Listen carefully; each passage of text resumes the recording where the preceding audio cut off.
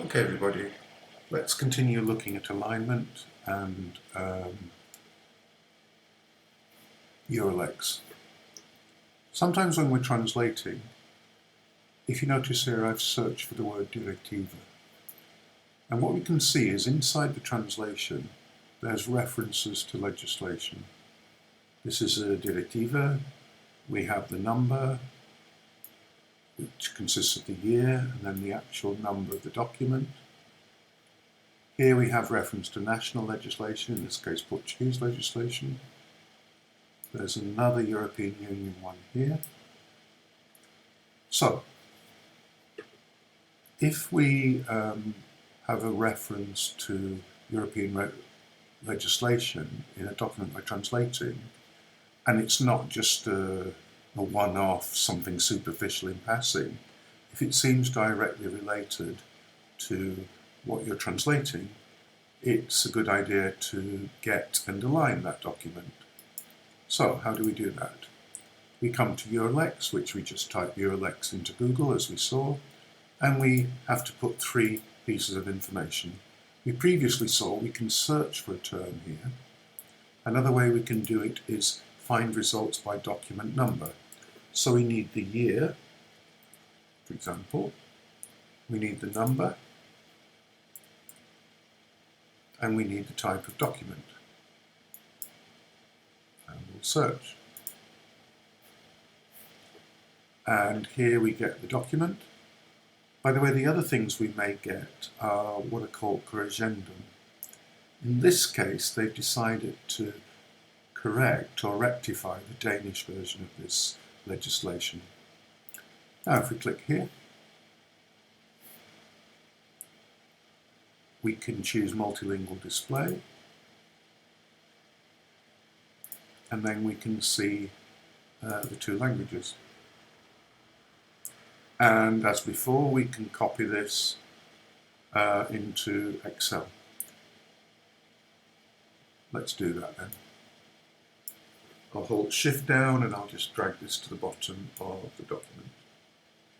Notice I don't go all the way down. Oops. I don't go, I better let that go, hadn't I?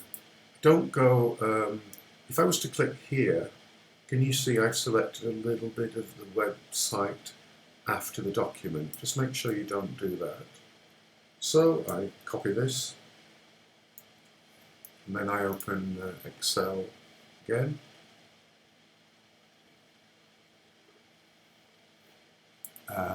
Make a new sheet. Let's make this a little bit bigger. And I can come here and paste my text. Again, make it a little bit bigger. Now, I don't like that question mark, so I'm just going to remove it. So, if I get rid of column B, as we did before, I've now just got the English text, so I can save this. So this was the English, wasn't it? DIR 2010 75 English. I'll press Ctrl Z to get that back. Then I'll delete the English text, so now I've got the Portuguese, and I'll just save that.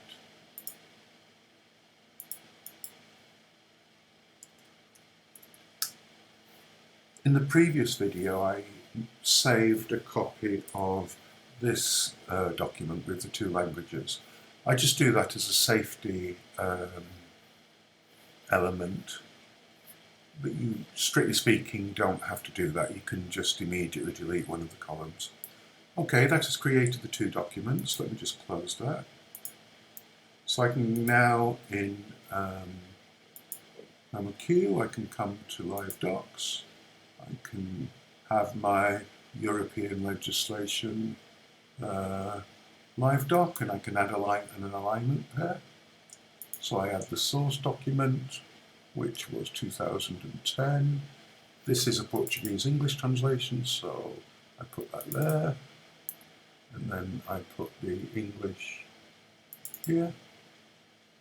these two are lined up. If they aren't, we have to use linked documents. I say OK.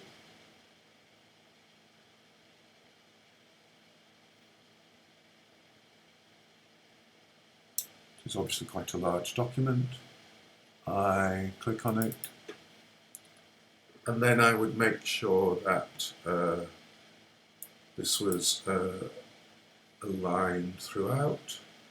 Numbers are often a good way to do this. Article numbers, Article 52, 4.4, Part 7. That looks okay. Okay, so that's quite a lot of bureaucracy at the end. Okay, remember when you finish looking at an alignment, you click in the box to say alignment is finished. Let me just see. Let me just take something to show you the use of concordancing, which we'll look at more fully. Okay, let's just copy that into the sounder Combustan. So I close the alignment and I go back to my translation. Just for the purposes of this, I'm going to add that phrase here. So let's imagine it's part of the translation. Now, I can come here and select that, and then I can do a concordance search for it, which is Control K. So I will search for it. And if you notice, we've got a hit here that's come directly from the directive that we just aligned. Okay? I can even right-click here and open the document. So I can see the translation and I can see the context of the translation. Thank you very much for listening to this part of Aligning and Eurolex.